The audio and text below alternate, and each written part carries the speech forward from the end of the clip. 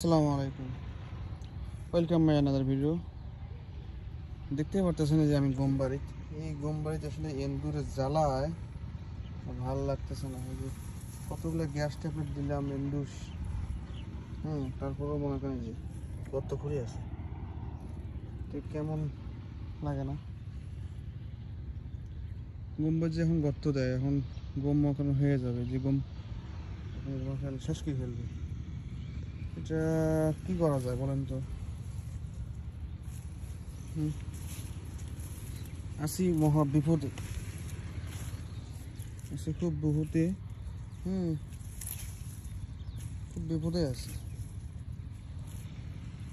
গম বাড়ি চাষ করি, খুব বিপদে আছি। এই এন্দুর খুব খারাপ। এত 200-250 টাকার মতো গ্যাস ট্যাবলেট দিলাম, এত এন্দুর। আসলে আমারই ভুল হয়েছে। এই এন্দুরের গাছ যখন গর্ত ছিল আগে, তখন এই এন্দুরগুলো যে মারতাম, তাহলে আসলে এই ক্ষতি আর এত কষ্ট করা লাগতো না। তো বিকজ দেখতে পাচ্ছেন আমার গম কিন্তু অনেক লম্বা হয়ে গেছে, তো আর কিছুদিনের মধ্যে কিন্তু গম বাইরে হয়ে যাবে। মানে গমের পাতা কিন্তু দেখতে পাচ্ছেন টেপটেপা হয়ে আছে।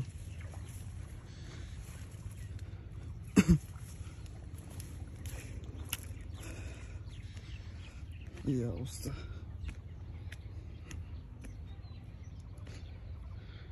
বাকিটা আল্লাহ ভরসা, কিছু করার নাই। যথেষ্ট পরিমাণ চেষ্টা করছি, আর কি করব।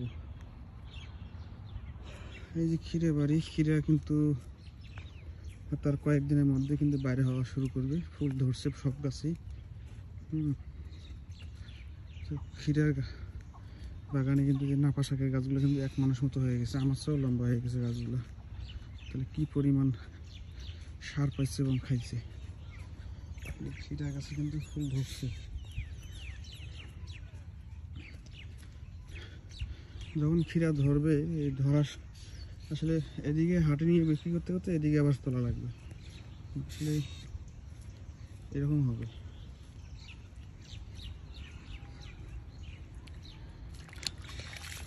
ক্ষীরা বাড়িটা আর একটু যত্ন করতে হবে আগে, তাহলে মোটামুটি ভালো হতো।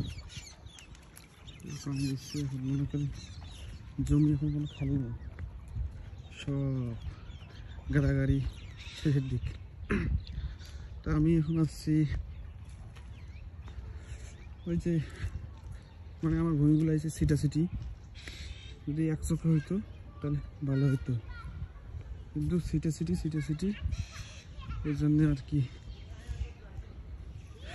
দৌড়দৌড়ি করে আপনাদেরকে ভিডিও দেখানো হয়। আপনারা কিছু মনে করেন না। কিরে তুই পানি দেশ বহুত পানি দেয় না। তুই কি কস, কিছু কবু কি কবু? না নামিস না।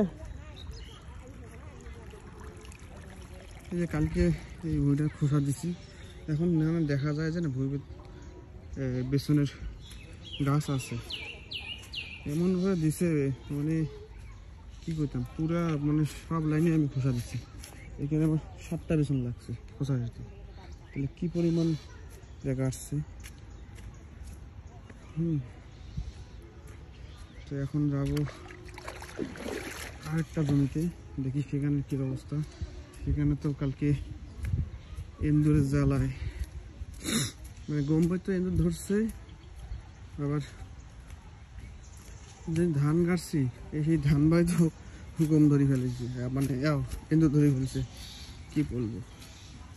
তো আমাদের এলাকায় প্রায় এই ধানের চাষ শেষের দিকে, এখন শুধু মানুষ সার পানি যত্ন করলেই সব কিছু হয়ে যাবে।